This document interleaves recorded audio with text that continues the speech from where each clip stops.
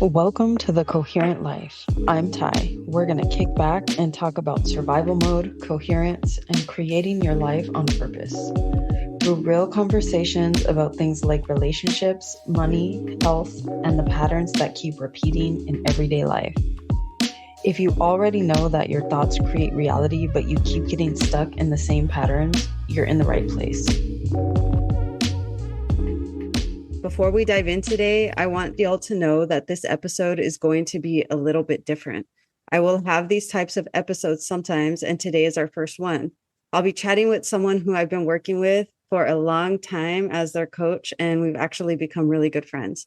Today's episode will be packed with value, especially if you've ever felt like you've been in survival mode, or if you've ever considered working with someone to help you through that, or if you have big goals. And listen, if you have big goals and you've decided to work alone or with someone, this episode is going to benefit you because today we're talking about foundational and imperative steps in creating anything, whether that's your business, your lifestyle, or anything at all. And these steps are the steps that mainstream culture ignores. So stick around for the entire episode. Alrighty, so I'm going to welcome Rachel. Hi, Rachel. Thanks for having sharing. me. Yeah, thank you for coming. So you worked with me for one-on-one coaching. You've been in the group coaching program, the Level Up Mastermind. You've had energy healing sessions with me. We've worked together for quite some time at this point. And Yeah. I've definitely seen you grow as a person. And also I've seen your business grow exponentially since the time that we've been growing together. Do you remember what made you sign up for coaching? Like what personal challenges did you have or what goals did you have when you first thought, maybe I should start working with a life coach? Yeah, absolutely. When I first started working with you, I actually thought that I needed the information to help my clients because tell people my business card says that I'm a photographer and a confidence booster. And I thought, oh yes, what's in Ty's brain? What can you take from that and help my clients work up before their photo shoot, how to boost up their confidence. So then when we started working together, that was my initial thought. And whoo, I needed so much. I needed so much of my own personal work. It was truly amazing. Something that you said is very resonant. Like we think we get into something like coaching to learn a skill set for our clients, but then we realize that we need it ourselves. And I think that that's really powerful and true as well. Yeah. And I will say that my clients everybody has benefited from my coaching sessions with you. I benefit, which means everybody else benefits as well. So yes, it has actually come full circle. It works. It's working. Wow, that's such an amazing thing to say. Thank you so much. And it's true because we've talked about visibility during our coaching. We've talked about and with that, kind of the next thing I wanted to talk about was coherence, as coherence is one of the first things I start to talk to my clients about. So you came into this container with me thinking I'm going to get coached and it's going to trickle down to my clients. And then one of the first things that you and I start talking about is what is coherence and what is survival mode. And then at that moment, you get to realize how much you are living in survival mode or not. Yeah. And it was like, whether I liked it or not, an awakening or a glass of cold water, like it was just like a wake up call. I just felt like so much awareness in the very first session. I don't know if you remember, but I was in tears those first dozen sessions. I'd be in tears just because it was so it just all of the work was resonating. I just felt like, oh my God, this is exactly what I needed at this point in my life. The survival stuff, I just didn't even, like you think that it just was like it's in conversation a lot, oh, that's survival, or oh, that's past trauma. But what does that actually look like on my micro habits? How am I living my life? What does my living situation look like? My living situation changed a bunch within our first couple of sessions, and I didn't want you to think that you were part of that, but I think that our sessions were very much part of. Yeah. I sometimes think back about, like when you clean your closet, things are going to get like a lot messier before it gets organized the way that is more satisfying. Mhm.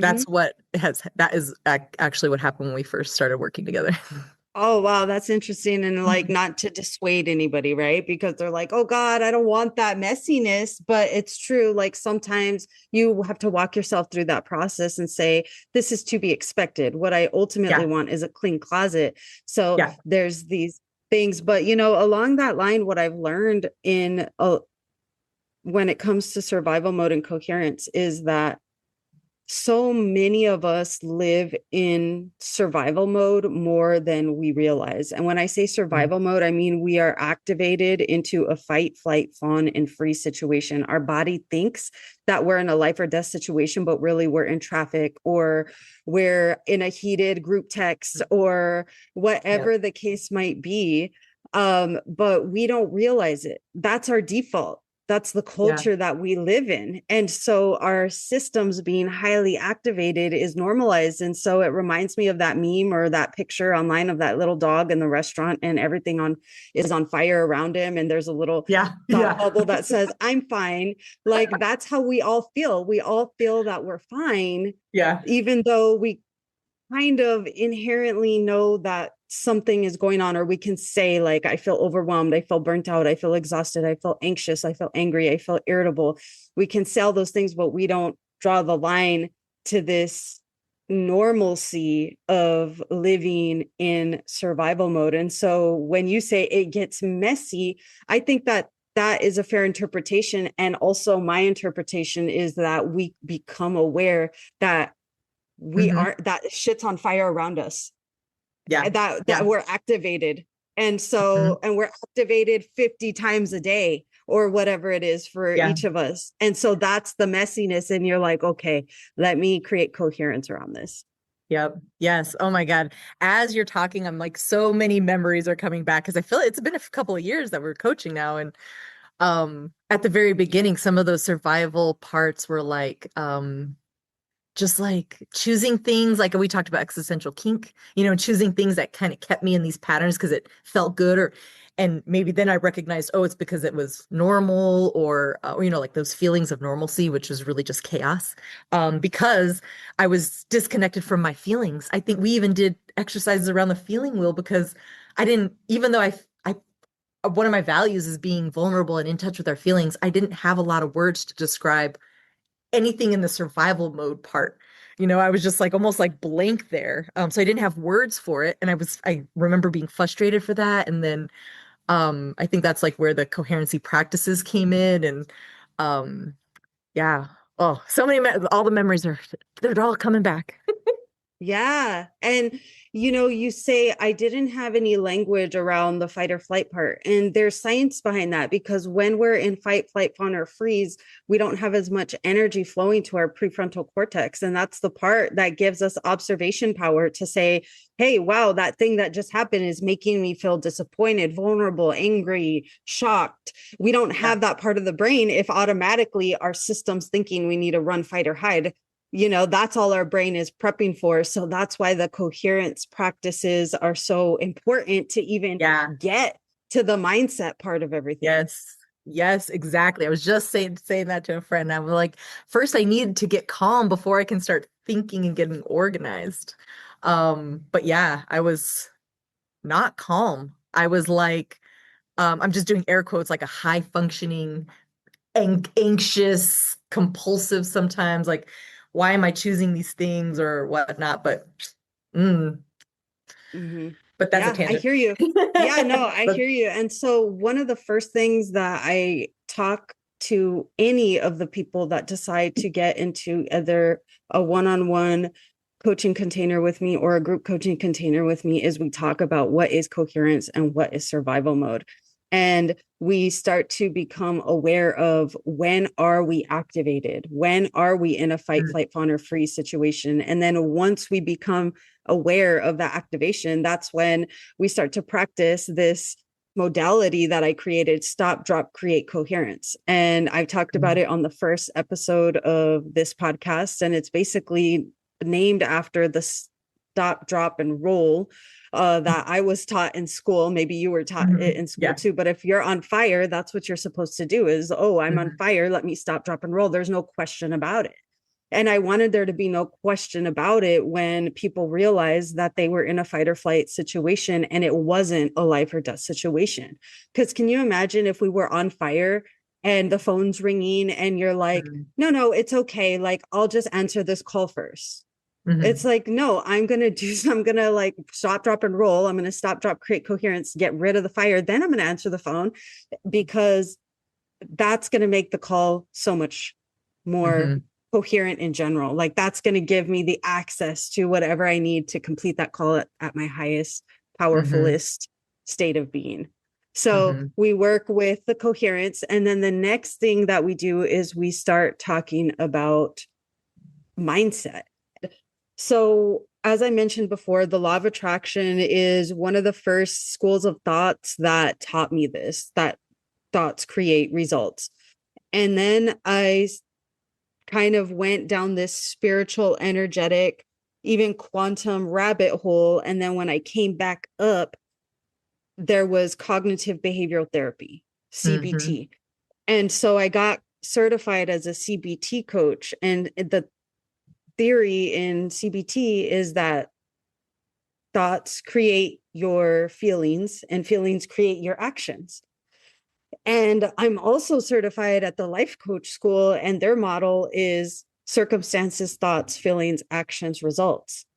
And so it's all a way for me to think very practically about these esoteric truths that I've been Mhm. learning and integrating over the last 15 years.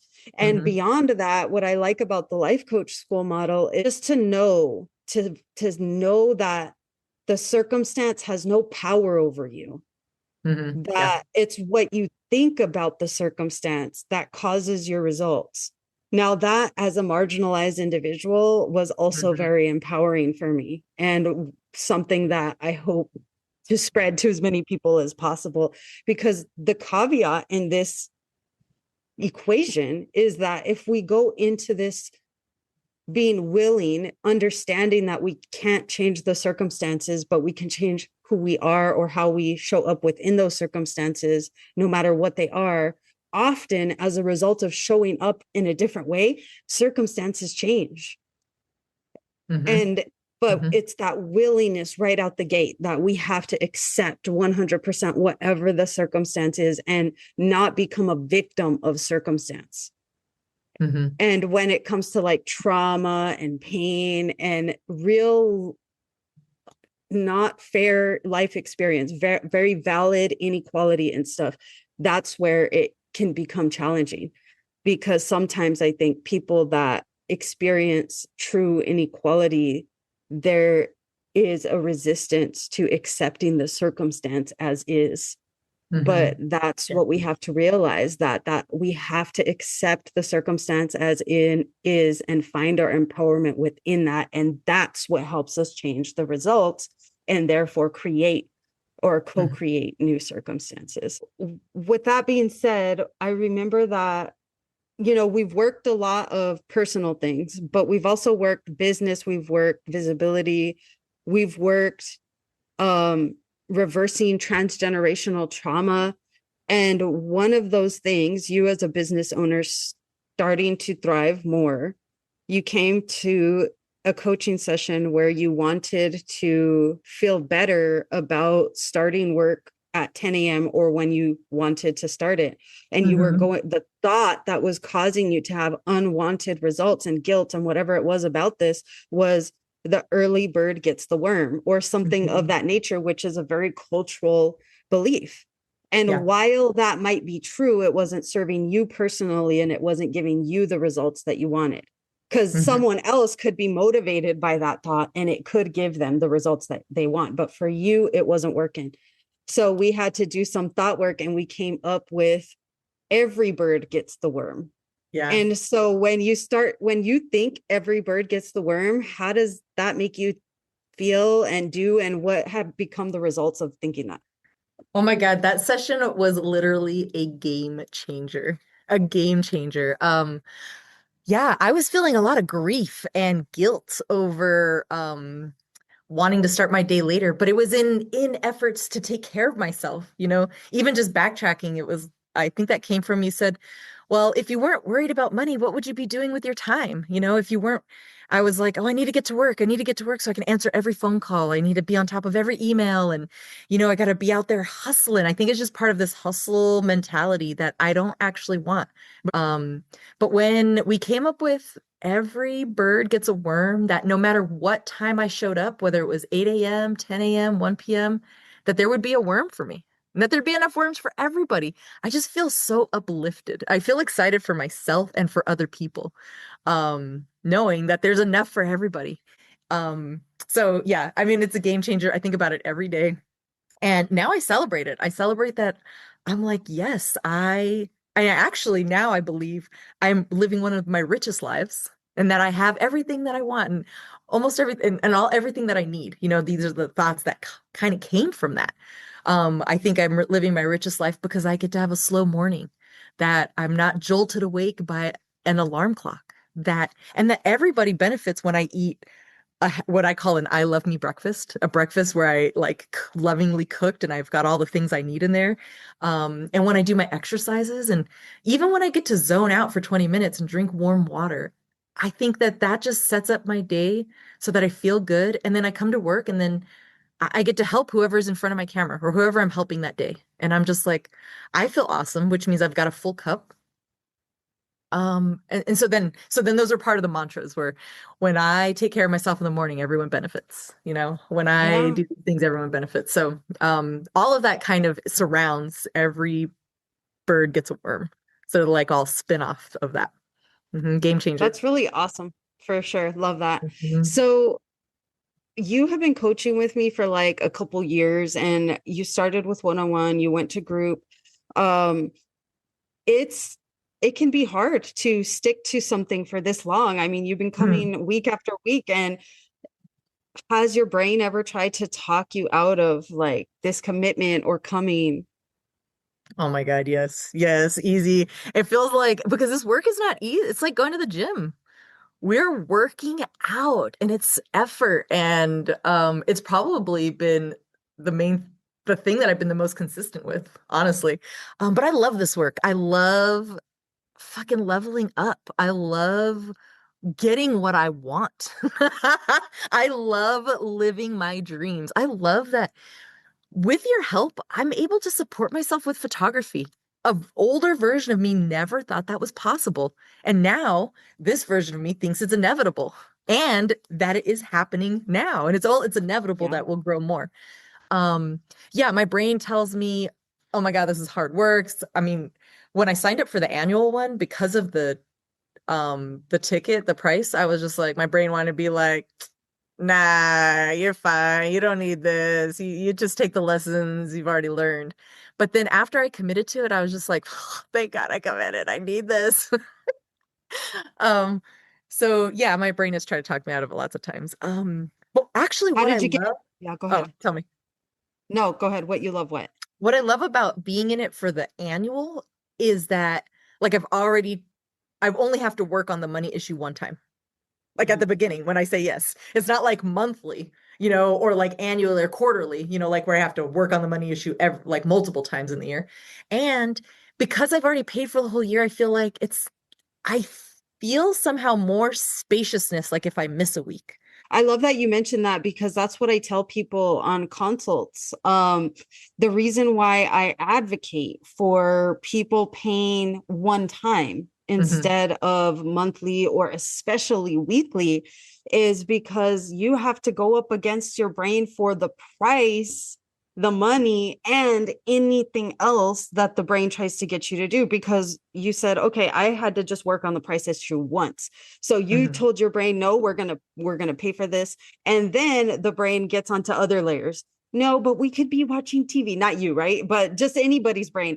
We could be watching TV. We could do this. It's getting nice outside. We could go play. There's all of these things. I don't need that. I'll just work on, I haven't done my work from last week. I'll just like do that this evening. There's just like so many things that the brain will try to tell you to get you from coming to the container because the container is the most powerful part because you embody the version of you Mhm. that has what you want. And there's safety in that container. But then when you leave, it's vulnerable because now you're like a little bit more of this version that has everything that you want.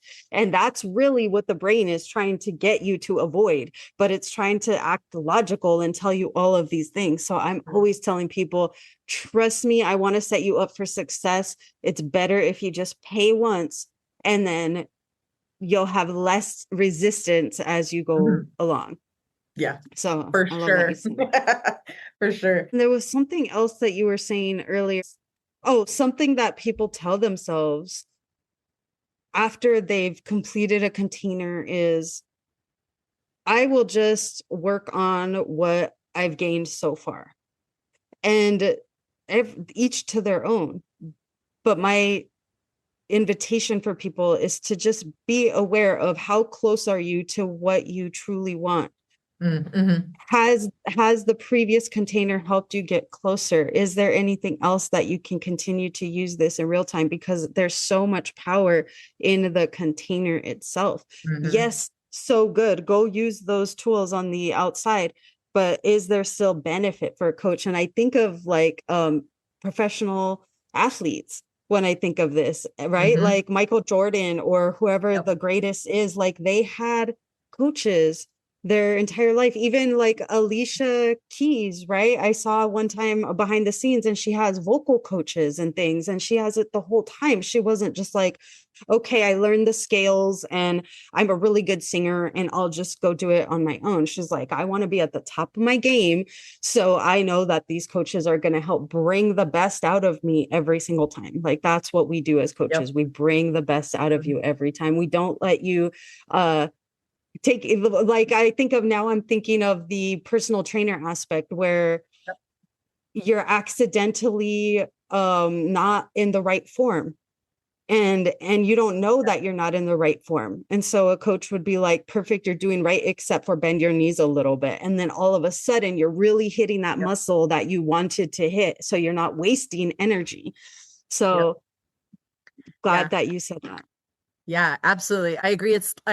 On that note, I was thinking like I did like 3 months with a personal trainer. We were killing it. It was awesome. But I didn't do the work at home. I only did it when I went to go see her twice a week, which was great because I'm like, I'm doing it. But then my container ended and I never did it at home. And then I didn't go back. So sometimes it's like that. That's also, again, why I think I need weekly instead of the monthly, is because during the month, I wouldn't do my work. But the more touch points I have with you, the more top of mind the practices are. And that's literally it. Out of mind, I'm an out of mind, out of sight kind of girl. Or just because my plate is full, everybody's plate is full. There's so much coming at us. It's so easy to get distracted, especially when you don't want to do work. Like, it's like folding your laundry. I don't want to. I just won't look at it. So, yeah, I think having the touch point top of mind is actually what has helped. And yeah, I keep coming back because yes, the first container helped me reach my goals. But what is possible if I stay in the container? Because I've got big goals, big, big goals, and I need somebody with me. And sometimes I just say, oh, I need somebody to hold my hand. And that's you sometimes. You hold my hand through this. Heck yeah. And you've been growing. You can't, you have never ceased to stop growing, or wait, you've just continued to grow through the whole Yeah. time we've been working together since I have. So Yeah, emotion code. yeah, tell me about the emotion code. So I something feel like that that's the next I, level. so let's segue into that for a little bit, because I did have a note on this earlier and we Yeah. kind of skipped over it. But one of the benefits of coaching with me is that I am a shaman and a certified life coach. And so as a shaman, I have come from a long line of learning energetics, energy healing, different modalities, working with different cultures, etc. So I'm really rooted, ironically, in the energy part of all of this. And I'm now learning how to bring all of that into a practical modality and bring it down to earth. So, with that being said, before I even started coaching with CBT, is I first and foremost used to do strictly energy healing and psychic readings. And so, for clients that are down with that, we get to explore all of these different modalities in especially our one-on-one containers. And so one of the things that I've been doing more recently is the emotion code. And what I love about the emotion code is that it is an energy healing modality that removes trapped emotions. And so earlier we talked about coherence being the first step to creating your own reality, because you can't create your own reality if you are in survival mode. But you can't create coherence if you have an abundance of trapped emotions or trauma.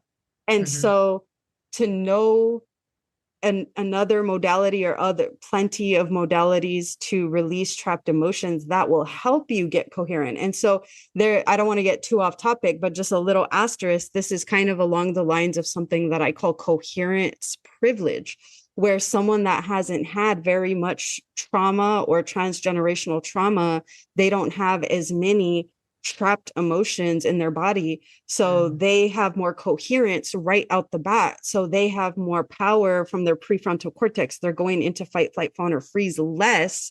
And so they're able to create more often.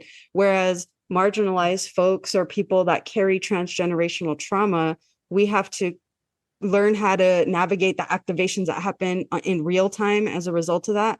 But also how cool that we can access modalities like the energy, Hmm. like the emotion code, to help us get a leg up and create more coherence and gain that leverage for someone that has more coherence privilege. Hmm. So last question, and we've talked about this a lot, but let's just bring it up again. What has made you keep coming to coaching even when things get hard? I'm willing to be uncomfortable to get what I want.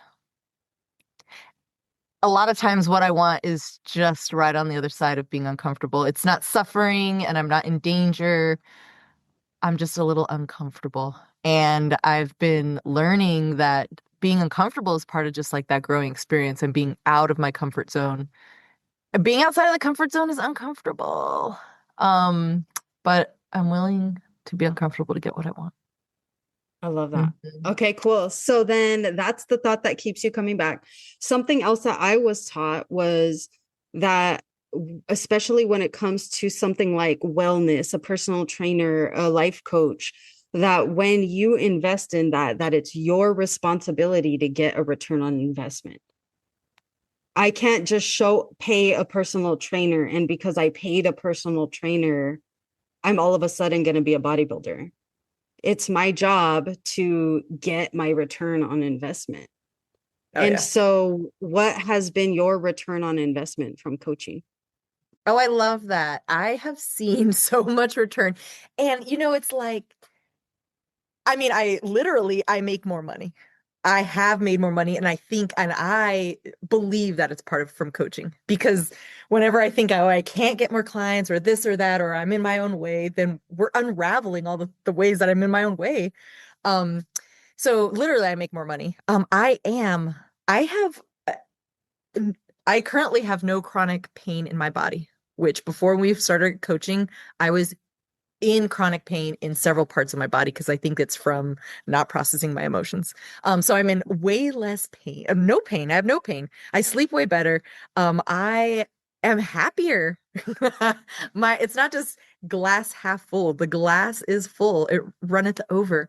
Um, because I think I have the power. I understand I have the power to choose and to see. I feel like I'm in right relationship too with my partner. I feel like when I first started, because I was in a lot of flight or fight, freeze, fawning, my relationship didn't feel as good. It just feels so much better now. I love my house. And because I make more money and I pay myself more money and I feel good about that and it's been steady, I moved into an apartment that I love where I get nature every day. So, and because I get nature every day, I'm happier. So I can just kind of keep going on the return. I think they're all connected to coaching. I really believe that. I'm over here snapping and clapping. And this is exactly what I meant when I said, I've seen you grow so much. All of those things that you just said, but it's so much better that like, this is how I've grown. This is the return on investment that I've made. And it has nothing to do with me. I didn't necessarily give this to you. You came to a container over and over and you put in the work. I helped you, but you were responsible for getting that return on investment and you got it.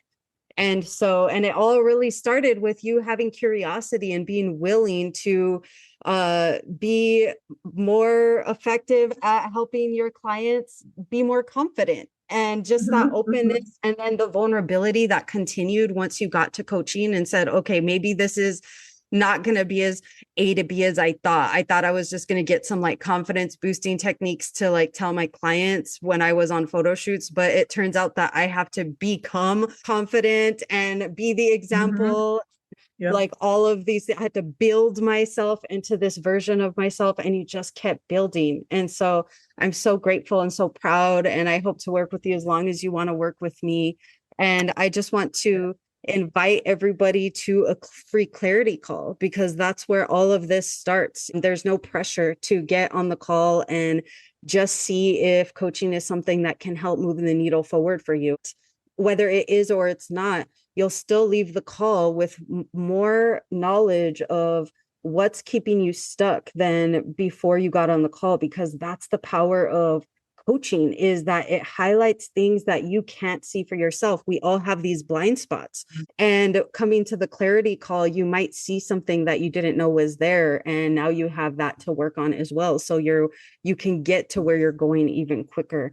So if you want to experience a free clarity call, I will be putting the link in the show notes. And there's really no catch to it.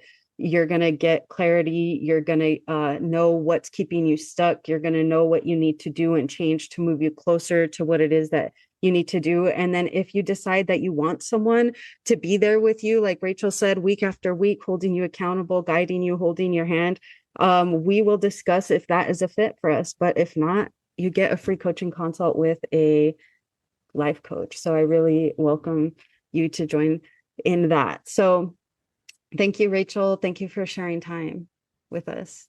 Thanks for having me. I just love I love any session with you, even a fireside chat. If you've been feeling overwhelmed, reactive, or like you want a change, but you don't know where to start, this is for you. I created a 4-week stop, drop, create coherence video series to help you come out of survival mode and start to thrive more. Each week, you receive a 30-minute guided practice delivered straight to your email inbox, designed to help you feel safer in your body, more connected to yourself, and actually able to receive what's next. This is how you stop just getting through life and start creating it. Go to shamantaima.com, click on the Stop, Drop, Create Coherence tab to get started.